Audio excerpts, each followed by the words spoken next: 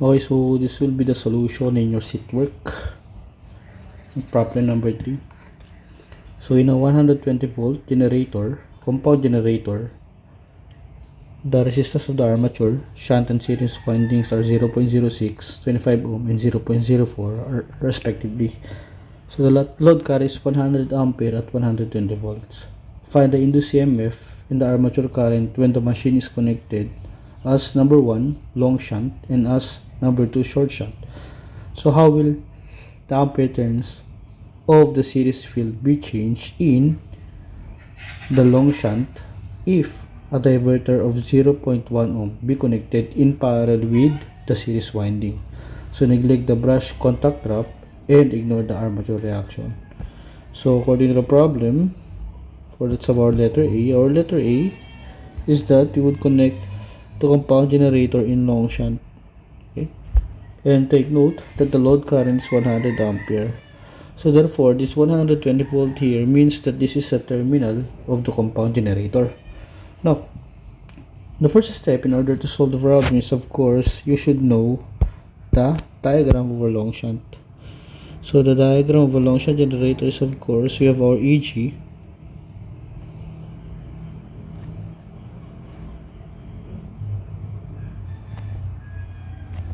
And then we have our RA. And then we have our series field winding, okay, or the series winding, RSFE. So R of the series field winding, and then of course our shunt winding,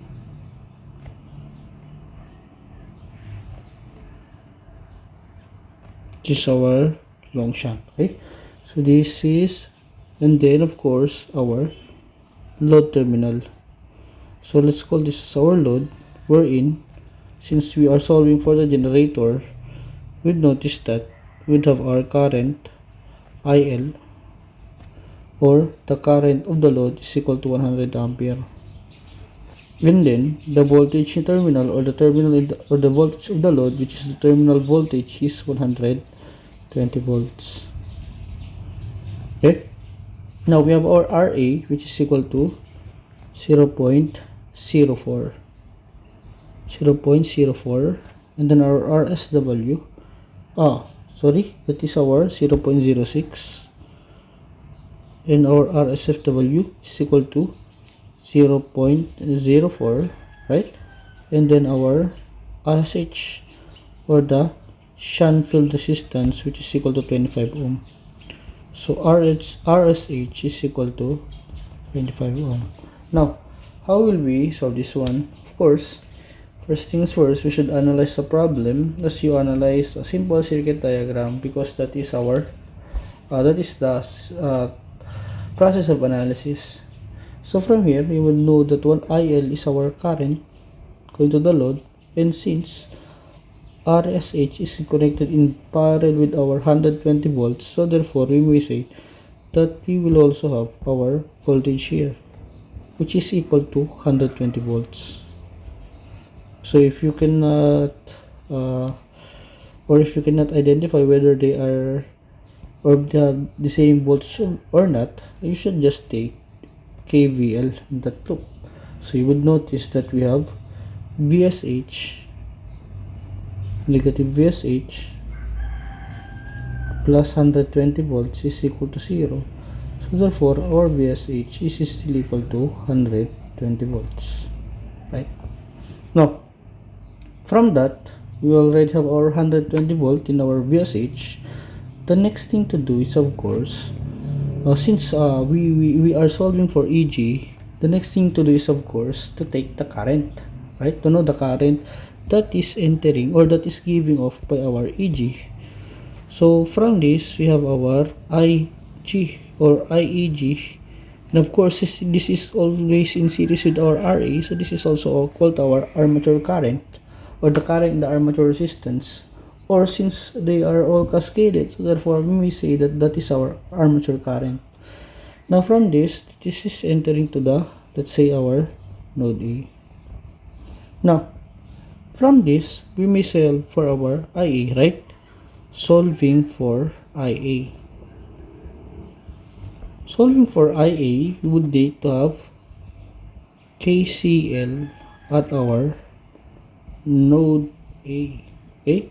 So you would notice that the current entering our node A is our IA, so positive. And then, currents going out is our IL. And of course, the current in our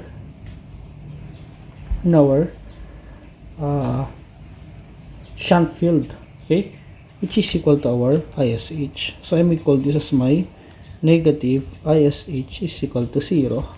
Okay, so from here you will notice that our IA is equal to IL plus ISH, right? So from that I may solve for my IL. My IL is already given, which is equal to 100, right? So therefore, solving for ISH, so ISH is equal to solving for ISH.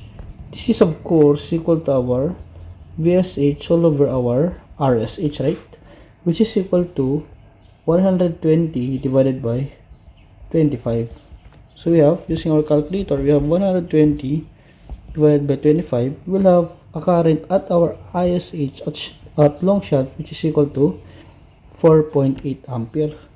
So from this, I will have a value of my IL, which is equal to 100 plus 4.8. So therefore, we'll have a value equal to 104.8 ampere, right? That would be our IA.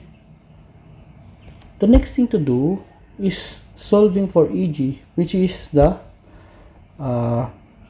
question, which is our EMF, induced EMF, and the armature current. Okay, so find the induced EMF and the armature current.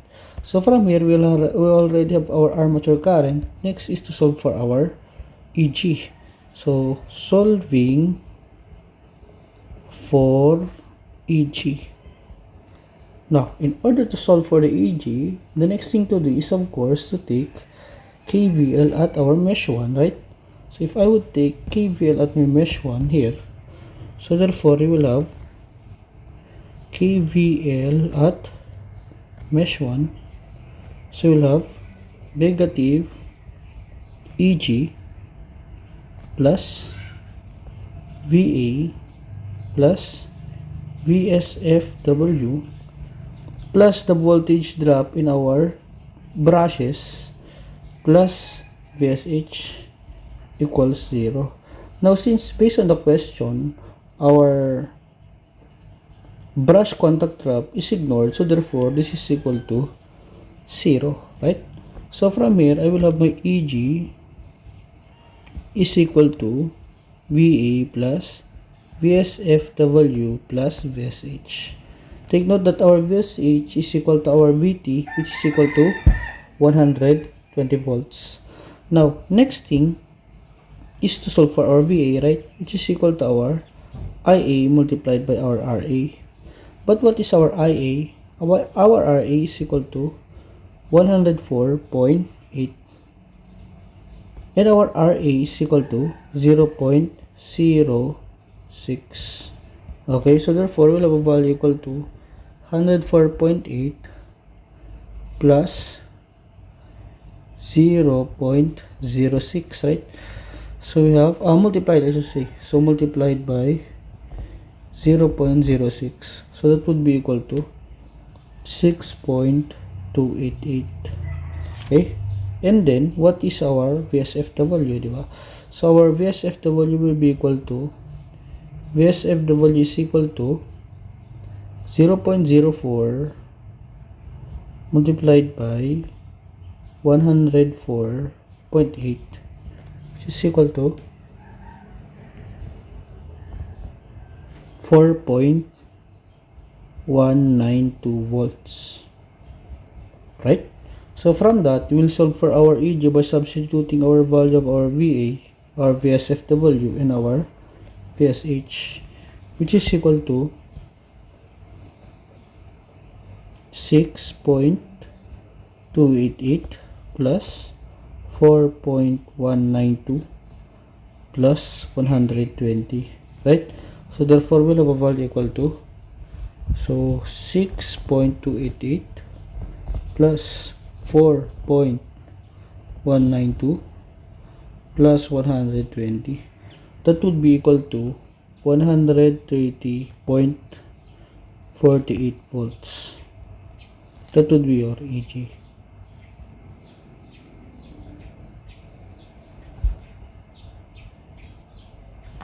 Okay.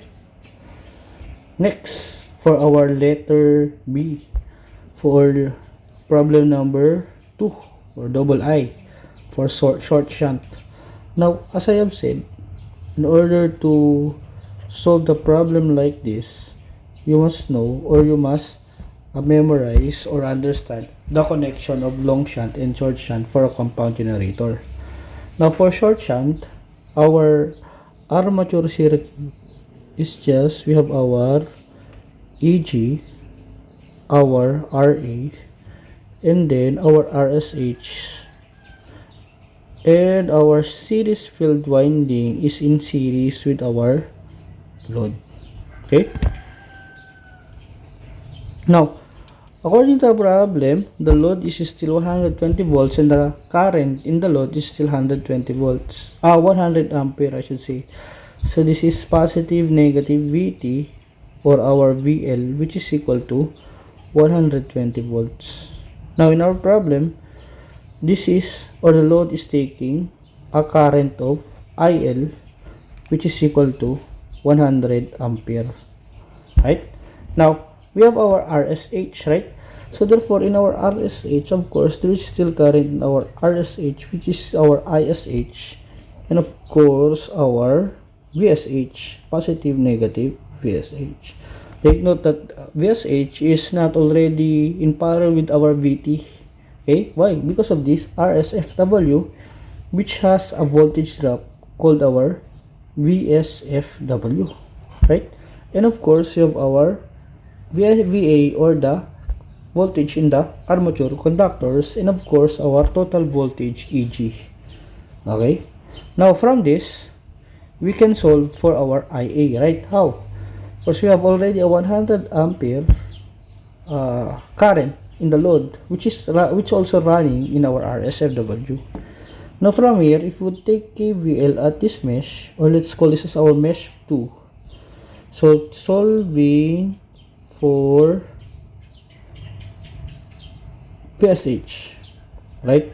Now, why? Because after solving for our VSH, we can solve for our ISH and we can solve for our IA, right? So take note that the current that is entering to my RA is similar to the current entering to my EG because they are connected in series. Right? Okay? So from here, since RSFW is in series with our load, whatever current that is entering to our load is also the current entering to our RSFW. Now, solving for VSH by taking KVL at this mesh, KVL at mesh 2, I will have negative VSH plus VSFW plus VT is equal to 0. So therefore, our VSH will be equal to VSFW plus VT. Now, what is our VSFW? Of course, our VSFW will be equal to IL, since this is connected in series with the load, multiplied by our RSFW, wherein our IL is equal to 100 ampere and our RSFW is equal to our 0.04 ohm. So in that case, I will have a value equal to 100 multiplied by 0.04, which is equal to 4 volts. From here, my VSFW will be equal to 4 volts plus my terminal voltage will be equal to 120 volts. So from here, my VSH will be equal to 124 volts. Right? Now, you would notice that the combination of this VSFW and VT are in parallel with our VSH. Okay? Now, from this, the next thing to do, if you have already our VSH, is of course to solve for our IA. Now, if you would solve for our IA, first things first is to take KCL at this node A. Okay? So, let's call this as our node A. So if I would take KCL at node A, you would have a value of our IA. Okay, take note that IA is in series with EG, right? So therefore, whatever current that is entering to my RA is also the current entering to my EG. If in generator cases, what would be the current given by my EG is the I total, because it is giving the power to the entire load. Okay, so from here I will have IA minus my current direction ISH minus ISH minus my IL equals 0. From here, my IA will be equal to ISH plus my IL. Okay? But what is my ISH?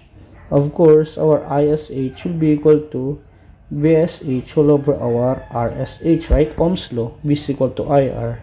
Wherein my VSH is equal to 124 volts and my RSH is equal to 25 ohm, right? So we have 124 all over 25. I will have a value equal to 4.96 amps. So therefore, my IA will be equal to ISH, which is equal to 4.96 plus 100 will have a value equal to 104.96 volts. That would be your IA.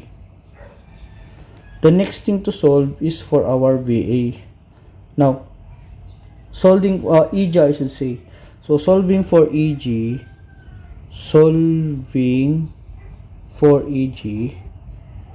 the next thing to do is to take KVL at this mesh, wherein we'll have negative EG plus VA plus VSH is equal to 0. Now what is our VA? Our VA is equal to IA multiplied by RA. Then my IA is equal to 104.96 ampere and my RA is equal to 0.06. So 0.06.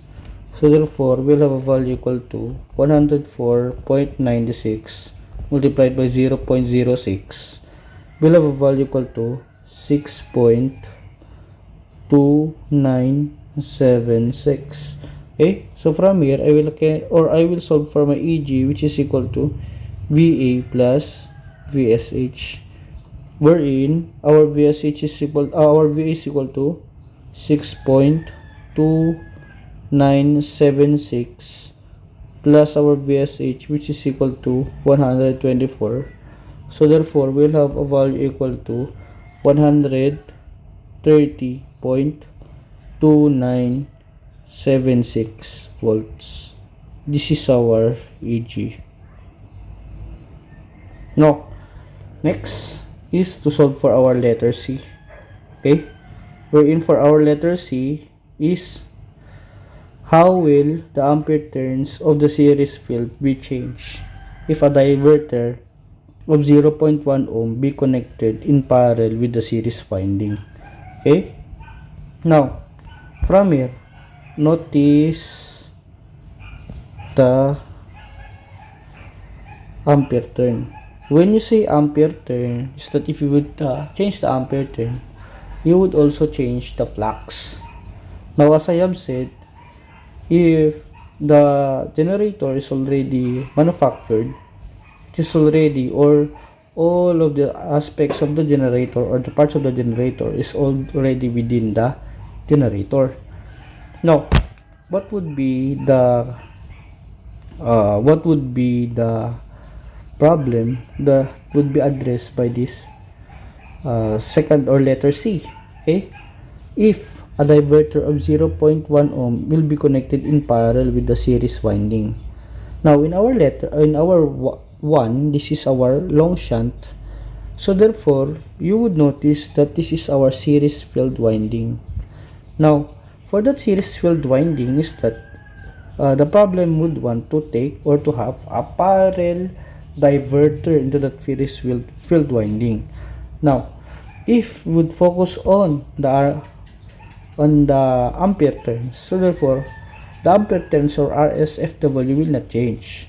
But since ampere turns is synonymous also to the number of fluxes in the generator, if you remember the formula, EG is equal to pieces over 60A, right?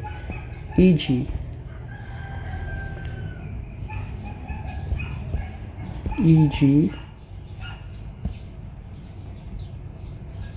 is equal to pieces over 60A, wherein our phi is our magnetic field, and since you would change the ampere turns, this fluxes, I should say, these fluxes will also change, right? So changing the flux, if you would change the ampere turn, will be possible, right? And it will affect your voltage. Now, from this, according to the problem, is that a diverter will be connected in parallel with this series field winding. Now, what would happen to the series winding? Now, from this, you would notice that you would control the flux. Okay, so controlling the flux, therefore, or controlling the current that would enter your RSFW by adding a series resistance or a parallel resistance to the series field winding. Of course, the current that would enter to the RSFW will be lessened, right? Because of the parallel diverter that is connected to the RSFW and via current division theorem, right? Now, what would happen if diverter will be connected to this RSFW? Now, from this, let us take note of the 104.8 ampere that is entering to the, or that is giving off by the generator. From here, for our letter C, of course, we have our RSFW. So, yan na lang, that would be the diagram that I would write in this problem, right? So, let's say this is our RSFW, which is equal to 0.04 ohm. Okay, so 0.04 ohm. The next thing to do is to have a parallel diverter which is equal to 0.1 ohm. Okay, 0.1 ohm. Now, since this is connected in parallel with our RSFW, it means that we can control also the fluxes in our generator. So from this, the current that is delivering by the generator or giving off by the generator at this rate is equal to 104.8 ampere. So 104.8 ampere. This came from the generator and from our RA, of course, right? Now, when the diverter is not yet connected, therefore, the current that is entering to our RSFW is equal to 104.8. Now, since 104.8 ampere is already given, or a 0.1 ampere is already connected in parallel with the RSFW, therefore, the current that is entering our ISFW will be lessened. Okay, so this is the current at ISFW and the current at our diverter. Now, if the current in our RSFW become lesser than 104.8, that since our ISFW is proportional to our phi, therefore the tendency is that our phi will also decrease. Okay, so from this, we may say that the ampere turns that is asked in the question will be synonymous with the fluxes, okay, within the generator when a diverter is connected in parallel with our ISFW. Okay, so from that, how would we solve for this? Of course, we would solve for our ISFW. So solving for ISFW, in which, right, we can solve this by, what is our RSFW? That is RA is 0.6, 0.04, correct? So therefore, we may solve this with our current division theorem, or you can first get the parallel combination of 0.1 and RSFW. So RT at SFW is equal to 0.04 in parallel with 0.1. So from here, this is equal to 1 all over 0.04 raised to negative 1 plus 0.1 raised to negative 1, which is equal to 0.02857 ohm. Okay, so the diagram of this one will be like this. So this is our positive, negative EG, and then we have our RA, and then this will be the combination, which is our RT. Okay, RTSFW.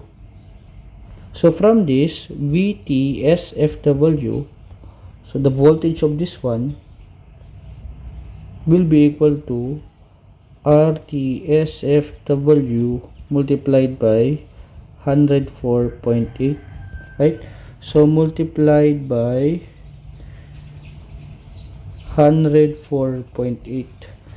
Okay, so 0.4 raised to negative 1 multiply plus 0.1 raised to negative 1, you will have 2.9942857 something volts. That would be the voltage in this RTSW. But since they are connected in parallel with this one, so therefore I can solve for my ISFW, which is our main goal, which is equal to VTSFW divided by my RSFW, which is equal to 2.994 volts divided by 0.04. Okay, so I will put it in my calculator. So divided by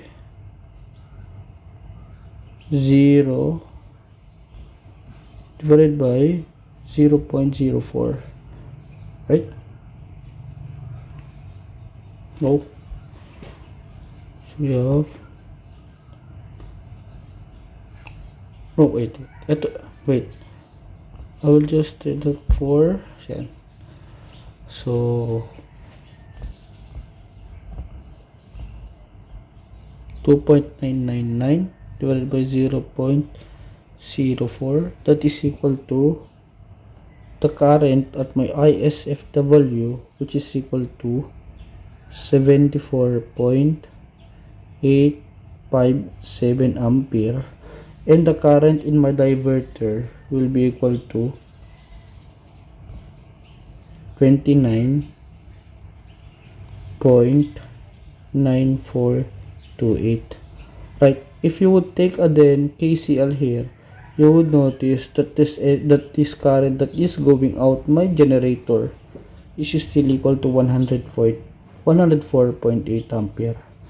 Okay, so therefore the volt or the current at my ISFW will be equal to, divided by 0.04, will be equal to 74.857 ampere. Now, since it is decreased, so therefore we may say that we may control, or the creator of the problem has managed to control the flux that is within the generator. So from here, or the field current, as you say. So from here, we may say that the percentage of decrease, or the percentage of the change in ampere turns, which is also equal to the percentage of the change of fluxes, is equal to ISFW nu, which is 74.87, minus our ISFW original, which is the ISFW that we are comparing it with, divided by ISFW original, in order for us to know how much does the field winding current increase or decrease if a diverter